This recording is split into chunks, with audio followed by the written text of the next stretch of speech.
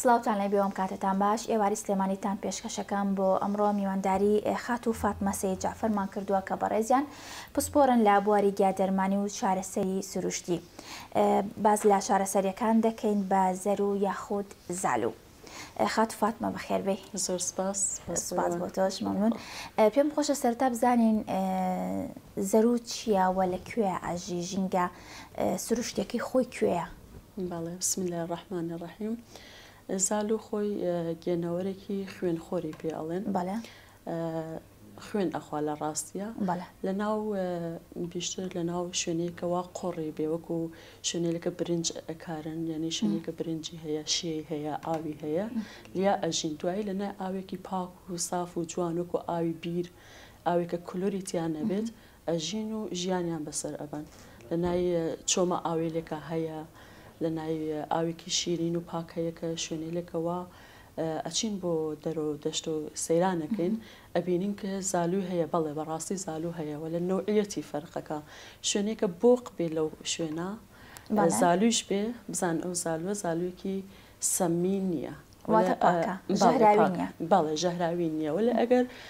دال بەرەوە یعنی حتمما ئەوە نیە کە بڵێن ئەم زالوە چون بۆق هەیە لێرا و ئەژی لێرا زالوویەکی باشە بکاری بێنین لە تۆبە، ئەوە ئیشێکی هەڵەیە نابێ ئەو ئیشە بکرێت چون زالوو نوعەتی هەیە سەمی هە بەداخۆ 609 زالوومان. زۆر باشە. دوای باسێکم بزانین ئەو جۆرانە چین کە بۆ چارەسەری بەکارێنەوە، ئەو جۆرانەش چین کە ژەهراوین. بزانم مێژووی چارەسەری زالوو بۆکەی ئەگەڕێتەوە، ینی بۆمان باسکی ئەوەی کە زانیاری دەبێت لەسەری زالوو 1500 ساڵ پێش لە میلادی مەسیح لە مسرە ئەوەڵ ئیشی زالوو کراوە. زۆر بە ئیشێکی جوان و سنەتی ئیش کرابوو. لە دوای میلادی مەسیحیشا زالوێتر پەرێستەندە لە هەموو وڵاتەکان، ینی مێژووی ئەگەڕێتەوە بە 2500 ساڵ. مێژووی کۆنی هەیە. باڵێ 2500 ساڵ هەیە. ماوەیەک زالوو ئیشی لەسەر نەکرابوو، هەوا ئیشەکەی حاڵەتی بڵێ کەوتە بەشێکی دریاوە لاوە و لە ماوەیە تقریبان 100 ساڵێک ئەبێ دووبارە دەستی پێ کردوێسەوە، زۆر بە جوانیش دەستی پێ کردوێسەوە. تەواوی لە دانیشتمەندەکان لە ئەوروپا لە زۆر لە وڵاتەکان خەریکن ئیش لەسەری ئەولیکی دەمی زارۆکە گرنگە ئەیکەن و لە پسپۆڕ و دکتۆرەکانیش کە ئێستا لە کاتی نەشتەرگەریە زۆر ئیسفادەی لێکەن. ئێمەش هەتا بووە لە سلێمانی چەندانە دکتۆر هەر کاتی دوای نەشتەرگەری بۆ دەرمانی لینەکانیان ئەنێرن بۆ لای ئێمە زالوو ئەبەن هەر لە خەستەخانە بۆیاندا ئەنێن ئیشی لەسەر ئەکەن. هەواتە هەر لە کاتی نەشتەرگەریە زاروەکە بەکارهێنن؟ ئەوان بەڵێ بەکاری ئێنن لەو کاتاکە چون عملیاتێکە ئەکەن، هێندە عملیاتێکری هەستەکان لە دەست ئەدرێت. بەڵێ. هەستەکان لە دەست دەدرێت یا عفونەت ئیلتیهاباتێکە یا جراحەتێکی هەیە، خوێنێکن ناوەستێت و ئەوانە برینێکی قوڵ هەیە، هەڵەسن دەست بە ئەوە ئەبەن پەنا بە ئەوە ئەبەن کە زالوو دانێن. زالوو هەم هەستەکە ئەگەڕێنێتەوە، هەم ئەو جراحەتە ناهێڵێ، هەمیش ئەوەی کە برینەکە چاکەکاتەوە. لەپێ ئەوەتر ئەو خوێنە نامێنێتە نای دەمار و لە شوێنی لەکە هەیە کلس ناکات و ئیشێکی جوان عملیاتێکی جوان. زۆر باشە. بەپێ ئەوەی کە خۆت لە ڕۆژهەڵات ئەم ئیشت کردووە چەند ساڵێکشە لە شاری سلێمانی ئەم کارەکەی بزانم، بەپێ ئەوەی کە باست کرد بە سەدەها ساڵە بۆ نمونە سوود لەم زەرۆ وەرەگیرە لە ڕووی سروشتیەوە، بزانم گرنگێکی ئەو تۆی لێرە پێدراوە، یعنی لای خۆمان بەپێ گەورەی هینی ئەوە کە عینێکی پچکۆلانەیە ئاژەڵێکی پچکۆلەیە، بەڵام گرنگێکی زۆری هەیە. بزانم گرنگێکی ئەو تۆی پێدراوە لێرە لە ڕووی زانستیەوە، لە ڕووی چارەسەریەوە. بەڵێ زۆر خۆشحاڵم کە خەڵکی ئێرا زۆر شارەزایچن لە بوارە، ینی کەسێکە هەتا تێن سەردانمانەکەن بە زۆر شارەزایەکی جوان تێن سەردانەکەن کە هەتا پیان خۆیان ئەڵێن بۆشی فڵانە شوێنماندانەیە کە کێشەکەمان ئەوەیە، خۆیان ئاگایەکی زۆریانە. پێم وابێ لە چەند ساڵ پێشەوە کە لێرا 20 ساڵ پێش هەر پێم وابێ ئەم ئیشی زالوو کرابێت، چون بەپێ و ئاگاییە خەڵکی ئێرا هەیەتی ناگەڕێتە بۆ ژین 7 ساڵ 10 ساڵ پێش لە مێژووە هەیە کە ئەم ئیشی زالوو لێراش کراوە. خەڵک زۆر لێ ڕازین، خەڵک زۆر استقباڵی جوانێکی لێ ئەەکەن. باشە. بزانم شێوازی بەکارهێنانەکانی پێشەوە باست کەوتێت چەند جۆرێکی هەیە، پێم خۆشە بزانم چەند جۆرێکی هەیە زالوو و ئەو جۆرانە چین کە بۆ چارەسەری سروشتی بەکارێنەوە، ئەو جۆرانە چین کە ژەهراوین و خەڵک بۆ نمونە چۆن لیکیان جیا بکاتەوە، چۆن بزانن ئەمە باشەکەیانە. باڵێ زالو 600 نۆمان هەیە ئێمە لەم زۆر 600 زۆرە باڵێ هەندێک کەس هەندێک شوێنێش 650 ئاماریان داوە نوعەتی زالو زۆرە. هندێکی هەر بۆ ئاژەڵ و حیوان بەکاردێت هندێکی بۆ ئینسان و مرۆڤ بەکاردێت. لەم زالووە کە 600 نوع 15 نوعی تۆبیە. لە 15 نوعەکەی تێنەوە ئەگەڕێن ئاها جیوازی هەیە لەو 15 نوعەدا ئەبازێ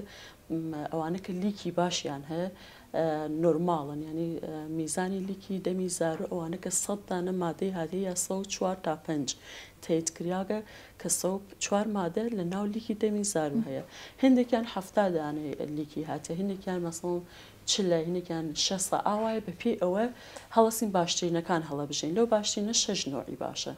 لە 6 نوعەکەیش ئەگەڕێتە 2 نوعی زۆر باشە کە هێمە لە ئێرانە لە ئەو 2 نوعە زۆر بەکاردێرین ئەوە کە لە توبی هەیە هەتا سادر ئەکرێت بە وڵاتی لێتر هەیەکە لە ئەو وڵاتانە هەر ئەم عێراقی خۆمانە کوردستانی خۆمانە تێت بۆ ئەم دیێ و لە برنجەکانی شمالە لە مازندرانە لە گیلانە زالو لەوێ ئەژی لە نای ئەو قوڕێ برنجەکە نەرم و شێی هەیە یا ئەژین دوای ئەهێنن پەروەرشێدن هەروەکو دەواجینی ماسی کە چۆن ماسی پەروەرشدن ئەوانش ئاوا پەروەرشی ئەوانە لە وڵاتی ئێرانەوە ئێمە خۆمان نیمانە لە کوردستان هەیە وە لە ئەو نوعیەتە کە ئەو نوعیەتە من حەز دەکەم ئیشەکە جوان بێت کە خەڵک لێ ڕازی بن چون ئەی ناسم زالوکە ئەمە 105 مادەکەی تێدایە ئیسفادەی چاکێکە ئەو کەسە ئەم دوونەوە یەکێکیان لە دوو جۆرە باشەکەی هەردووکیان یەکنەوەن لە ئەو قیاسی بچووکە کە بۆ دەموچاو بکارێنێ ئەو قیاسە بچووکە کە دیارە لای جنابتە بۆ دەموچاو بۆ جوانکاری بکونێ یا بۆ شوێنی لێ حساسە ئەمش بۆ جەستە بەکارێنێ بۆ قیاسی گەورەترە ئەو لە قیاسی 2 تا 3 سانتە ئەم لە قیاسی 3 تا 7 تا 12 ئەچێت ئەسا ئەم نیەمە تا 10 سانتە باش بەس ئەمە کە هێنا ئەوەنە گەورە نەبوو بۆ خۆیان واز و گەورە بوو ئەو خۆیان ئەکێشن وایە خۆیان ئەکێشن هەڵەواسن ئەمە تا چەند ساڵ ئەژین تا چەند ساڵ عمریان تا خوێن بخۆن هەتا هەیە عمریان تا 15 ساڵیش چووە 10 ساڵ بەڵێ ئەنە متۆستی عمریان گەورەتر ئەبێ زۆر گەورەتر ئەبێ ئەگەر خوێن بخۆن گەورەترە بنسام زالوانەدا ئەنین وەختەچێ بۆ مەسەن 12 سانت 15 سانتەکە گەورە ئەوێت زۆر قەڵەو ئەبێت چونکە ئەو خوێنە ئەیخوات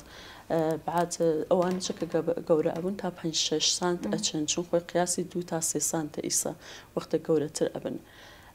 ئەوانە کە گەورەترن مەسەن هەمانە لە زالو هەیە لە ئەمریکا لە ئامازۆنا هەیە 35 سانتە زۆر گەورەیە ئەو زەلامەکە ئەو زۆر گەورەیە هەرشا لە تەساوی لە ئینترنێتە سێشتان کردو بێ بینیتانە زۆر گەورەیە 35 سانت خۆیەت ئەگەر خوێنیش خۆیەتە تقریبا نزیکی 45 سانتی زۆر گەورە بێ و هەر بەکار نایە ئیش لەسەر ناکرێت بۆ مرۆڤ لە ئەم قیاسانە بەکارێت لە قیاس بچێتە سەر 12 ساڵ ترێژن پێی زالووی ئەوەیە کە دایک بێت بەچک بکات لیکی دەمەکەی ئەسەری کەمتر ئەبێنی خاوتر ئەبێت ئەچێتر خاو ئەوێت و بەچکت ئەکاتتر لەو کاتە هێمە دەرمانی کەمتر بەکارێنی لەو قیاسە بەس ئەمەیان فاتمەخان ئەمەیان زۆر ترسناکە ترسی نییە بیگریتە دەستی چۆ هیچ ترسی نییە بیگرمان ناوێرم بزام ژینگەکەیان چۆنە مەسەیسە تۆ باسی ژینگەکەیت کرد کە بە ئاوێکی پاک ببین بێ کە تۆ لەو شوێنەی کە کاری لێ ئەەکەی چۆن پارێزگاریان لێ ئەەکەیت وەڵا ئەشێ هەموو ڕۆژێ ئاوی بگۆڕین لە زستانانە ڕۆژە جارێ ئاوێ گۆڕین لە هاوینە بۆ ڕۆژە دووجار ئاومان گۆڕیە لەبەریۆکە دەمای بۆنیانێ حرارەی بۆنیان نەچێتە سەرۆ سەرۆ هژدە نەچێت تا بسوودی هێمە ئەتوانین لە ژێری هێژدە تا بسوودنی هێژدە تا بسوود و دەمای بۆنی دەمای ئەو جەستەی زالووە ئەگەر لەوە کەمتر بێ زالۆکە نەخۆشەکەوێ ئەگەر لەوچە زیاتر بێ زالۆکە ئەمرێت ئەنی بە قیاسێمە هۆین دەکاتێ لە هاوینە سەهۆڵەخێنە نای حوزەکەمان بۆکە فێنک بێت هاوینی ئێرای شەفەتەزانی گێرمە لە زستانیشە هەیە کاتێکە بەفرەوارێ هەر لە نای مەحفەزە حوزەکە نییە بەتانی دانین دەوریانە و نازیانە کێشین و زوپیان بۆ دانێن کە پێش بەرنامە وتم چۆن ئەوێری دەستکاری ئەمانە بکەی وتت ئاژەڵ دۆستەیە مەسەن پشی لە بەخێوەکە ئاژاڵێکی تر بەخێوەکە من زار بەخێوەکە من زۆر چۆن ئەزانی نەخۆشەکەون فاتمە هەڵەیەکیان ئەگۆڕێت چیان لێیە ڕەنگی ئاوەکەیان ئەگۆڕێت ڕەنگی پیسایەکەیان ئەگۆڕێت دوای ئەوەی چه خۆیان لاواز ئەبن لە ناوەڕاستی جەستیان ئاوا حاڵەتیان ئەبڕێت ئەوانەی تێن ئەزانین نەخۆشن گیان ئەەکەینەوە کە ئەوەکانیش نەخۆش نەقات ئەچ کاتێککە نەخۆشیش کۆن ڕێکاری هەیە ڕێگە حەلی هەیە کە چارەسەریان بۆ بکەین یا هەمووینیان پێ ئەدەین بە قیاسێکی زۆر کەم مەسەڵ لە 1000 لیتر یا لیترێ یەک کۆچکی چاخۆری بەسە حەلیەکەی لە نا هەنوێنەکە کە نا حوزی ئاوەکە یا ئەیشتوانی مەسەن لە 5 لیتر ئاوە یەک کۆچکی چاخۆری خوێی بەحر نەک ئەم خوێ ئاسانی خوێی بەحری تێخین و ئەیخێنە نای حوزەکە چارەسەر ئەبێنی باش ئەبن و باشە بۆ ما بەس کە بزانم بۆ چەند جۆر نەخۆشی بەکاریان سوودەکانی زەرو بۆ جەستەی مرۆڤ چییە بۆ چ شتێک زیاتر بەکاریە باڵێ زالو لە ڕاستیە ئەگەر بمان هەوێ زۆر جوان ورد بووین و لە ئیشی ئەتوانین بڵێن بە تەواوی نەخۆشیەکان چونکە نێزیک بە 100 نەخۆشین تا 171 نەخۆش این چارەسەر ئەکات فقط ئەش بزانی شارەزا بووی لە کویا داینێ چەند دانە دانێ چ کات دانێ چەند جەلەسە بۆ ئەو نەخۆشینە داینێ چونکە جەلەساتی هەیە زالو ئەگەر هێمە یەک جار داینن نەفەر داینن بچێت و ساڵەتر بێتە بڵێ لە زالو سوودم نەبینی ڕاستەکە چونکە زالو جەلەساتی هەیە بە پێی جەلەساتەکە هێمە دایانێن بۆی بەپێی نەخۆشیەکان بە پێی نەخۆشین و بە پێی دەنکی زالووە بەسە هەندێک کات هەیە من دە زالو دائەنێن بۆ نەخۆش ئەو دەزالوە هەر زالی یەک ڕۆژ و نیمی بۆ دائەنین بە قیاسی علمی وایە هەر زالوی یەک ڕۆژ و نیمی بۆدان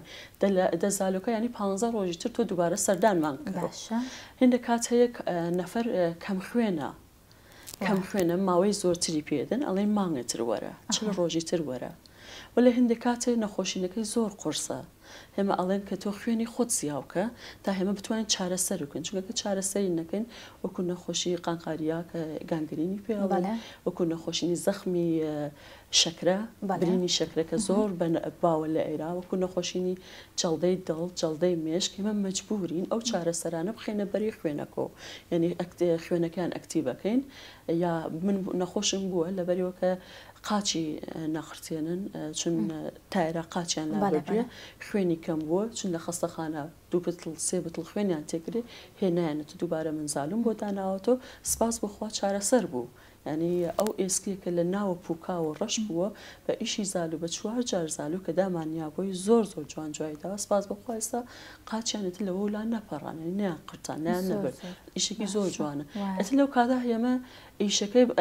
ئەولیەتبەندیەکەنی دەرەجەبەنیەکەین کامی باشترە باشترەکەی دابینەکەین نەفەر هە جەڵدەی دڵە مەجبورین زالۆکە ئەڵێم 2 هەفتەی تر وەرە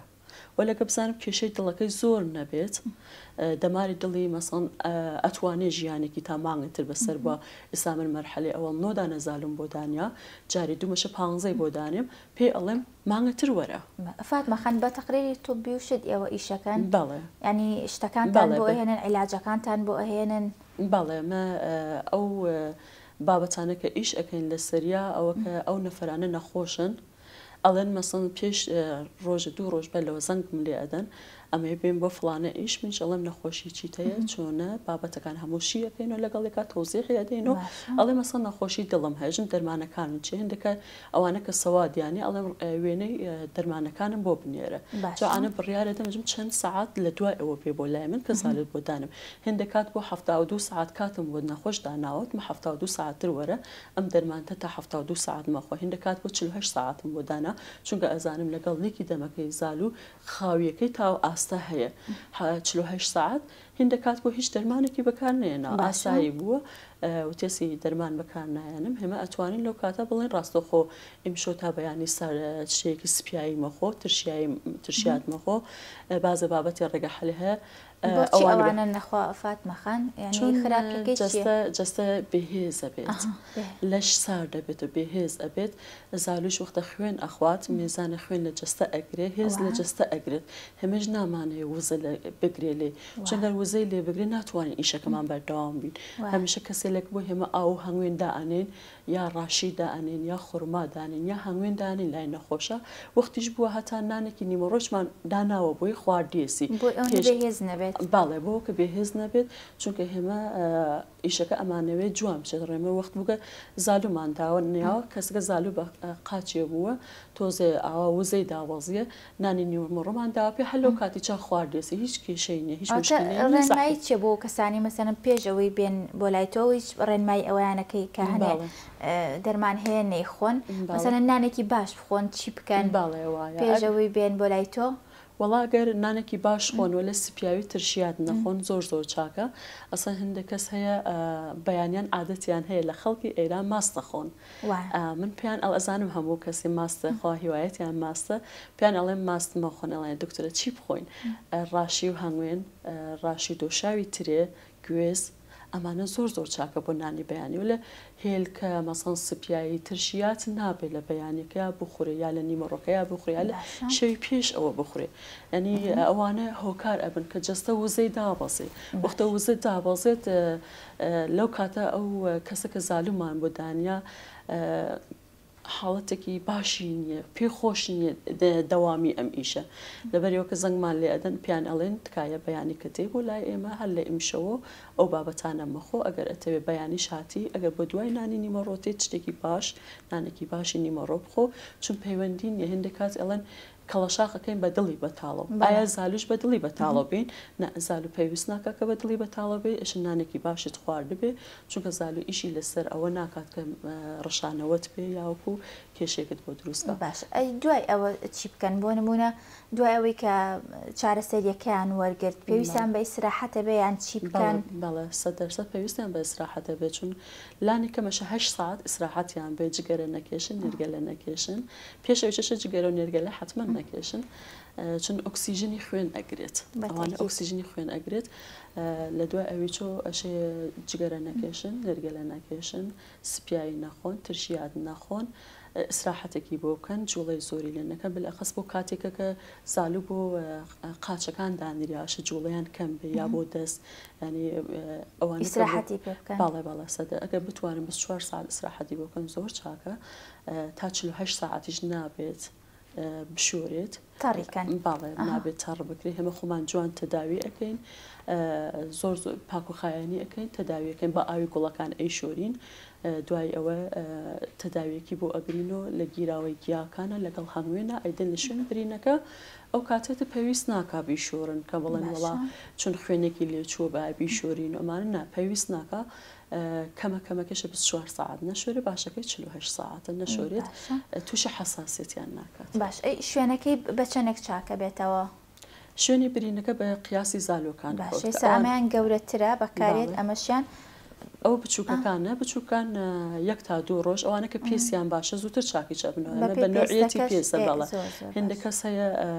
ماسی زۆرەخوا زۆر پێسی زوو چاکە بێتەوە ئەوانە کە ماسی ناخۆن پێسیان دێر چاکە بێتەوە لەبەری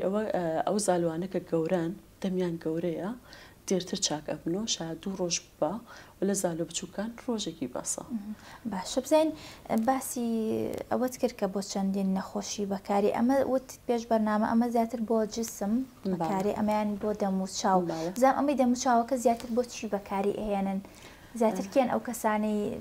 ئەم زەروە بەکار ئێنن باڵێ وڵا هەم لە پیاوان و هەم لە ئافرەتان سەردانمان ئەەکەن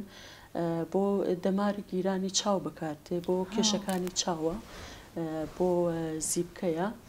بۆ پەڵەی دەم و چاوە بۆ چرچیە بۆ جوانکاریە زۆرتر لە هەموو هەم ئافرەت سەردانمانەکەن هەم پیاوی سەردانمانەکەن چون بابەتەکان گۆڕانکاری هەیە هەست زیبکەی زۆری هەیە ئێمە زاروی زۆرتری پێویستەدانێ هەر کە مەسەن کەسەرێژە بۆ چرچی ئەمەوێ ئەوە ئەشە جەلەساتی زالۆکە زۆرتر ئەبات کە بۆ چرچی چونکە کات ئەبابەت لە خزمەتداین پێویستان پێێنە لە ماشەڵا هەر پێویستەکە ئەنیێت بوو بەرچاوڕوونیەک مەسەڵ زۆر کەزیە مەسەڵەن بۆ ئەمانە بۆ ئەمانە باڵێ بە دڵنیاییەوە بۆ چرچی باشە بۆ شەقیقە زۆر جوانە کە بۆ شەقە هەمە لە ئەم لاولای برۆ لەو حەنادا ئەنین بۆ جیوبەکان بۆ ئلتهابی جیو بۆ پۆلیپی ناو لوت بۆ ئەوانە زۆر چا هەتا بۆ دەمودیان لە پووکی دییان کە ئلتهابەکە زادی بۆ دانێ زۆر زۆر جوان و لەسەر پووکەکە دایشتوانی لە دەرۆدانێ لە سەرۆدانی زۆر جوان ئیشەکە و لە بۆ یەکەی خەڵک بیزی لێنەکەن و ترسی هەیە و بچێتە نای قۆڕک و ئەمانە تۆزە ئزعاجە لە دەرۆدانێ لەو حەناکە دیانەکە لە کێشەی بێ لەسەری ئەو شوێنە دایانێن سبحان الله خۆی ئیشی خۆی ئەکات بە خۆی ئەزانێ بۆچی دانراوە باڵێتەوە کێش ئلتهابات و هینەکە لا ئابا کێشێ ئەی خوات زۆر باشە فاتمە خان دوا پرسیارم حەزەکەم ئەوە بزانم جیاوازی زەرو یاخۆ بڵێ چارەسەر بە زەرو لەگەڵ کەڵەشاخات چییە؟ هەردووکیان هەر هەمان شێوە خوێنی پیس دەرنیانن ئەنی بەزام جیاوازەکان هەر ئەوەیە یاخۆ جیاوازی تریان هەیە باڵە پرسیارێکی زۆر زۆر جوانە کردە زۆر لە خەڵکانی ئێمە ئەو پرسیاریشمانە لێ ئەەکەن بەڵێ جیاوازیان هەیە جیاوازیان ئەوەیە کە کەڵەشاخ خوێنێکی پیسە تێتە سەر و پێسێ ئەم ئاخرین لایە پێسۆ ئێمە سەحبەکەین کە تەری لێدەین دێتە دەرۆ وەلێ زال و دەمداگرێ بۆ نای دەمارۆ خوێنی هەم خوێنی پاکەخوا هەم خوێنێکی سوتاو لە ناو ناخی جستا هەیە ئەهێنێتە دەرۆ دوای ئەوە زال و گرنگی بە لیکی دەمێتی ئەو مادانە کە هاناو لیکی دەمیا هێمە بەحسمان لەسەر ئەوەیە کە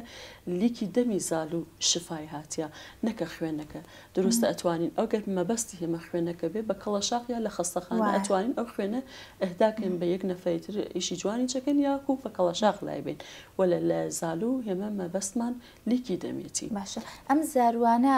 لە ڕێگەی چیەوە ئاڕۆنە ناو ئەو دانیان هەیە ئەوە ئەچێتە ناو گۆشت و دەمارەکە هەندە زال و 100 دانە دیانی هەیە هەندێکیان 300 دانە دیانی هەیە 100 دانی هەیە تێرەوەڵا باش ئەمە کامێ دەموچاوی ئەو کە سەرە باریکەکەی هەیە ئەمە کە ئاوە خۆی گرتووەەوە ئەوە دوایەتی ئەوە سەرەتی باڵە شەمە 100 دان لەکوێ جێگەی بۆ وانە لە زۆر تیژی چن ئازاری چی هەیە 5 خولەک ئازاری هەیە ئازارەکەی وانە تەحملەکرێ کو بڵێ ئاوا دەرزێ کرد لێ خۆی بەنجی ئەکا لیکی دەمیزارە خۆی بەنجێکە هیرۆتینە خۆی خوێنمەوە ئەڵێکە دوو مادە دەرئەکا ئەگەر هەڵە نەبم یەکیان بەنجا یەکێکیشیان بڵێن بۆ ئەوی خوێنەکە بمێت نەمێت بەڵێ بەڵێ بۆ کە ئەو دوو مادە کە لە ناو لیکی زالۆ زۆر زۆر تایبەتە ئەگەر ئەو مادە کە بێحسی نەکا بەنجی نەکا هیچ کەس تەحملی ئەو ئازاریە نابێت یعنی ئازارەکەی زۆرە کە لەو مادەکانش کە ناو لیکی دەمیا دژە حساسیتە ئەنتیستامینە ینی ئەنتیستامینێکی بە قووەتیە حساسیت دروست ناکە هەندە کەسە تااقەت نابن ئەچنە ئەی شۆرن یا لیکی دەمیان حساسن بە ئەو لیکی دەمە خوڕ و توش ئەبن ئەگەر نەی شۆرن تا ئەو کاتەکە هەمە پیان ئەڵێن ترشیات و ئەو بابەتانەکە ئێمە ڕێکارەکان وتمان بە جوانی بەکاربێن نەخۆر و تووشیان ئەبێن نە هیچێک هیچ حساسیتێکیش تووشیان نابێت هیچ کێشێکیان بۆ دروست نابێت و لە هەندێک کەس هەیە ئەچن ئەی شۆرن ئاوا تۆزە مشکلە دروستەکەن بۆ خۆیان فقط تۆزە خوری ئەەکەوێت ئەو مادەکەی لیکی دەمی زار و لە دومین کەڕت ئەوڵ کە دەم داگرێت ئەوڵین لیکی کە ئەیڕژێنە هیرۆدینی جەڕژێنێت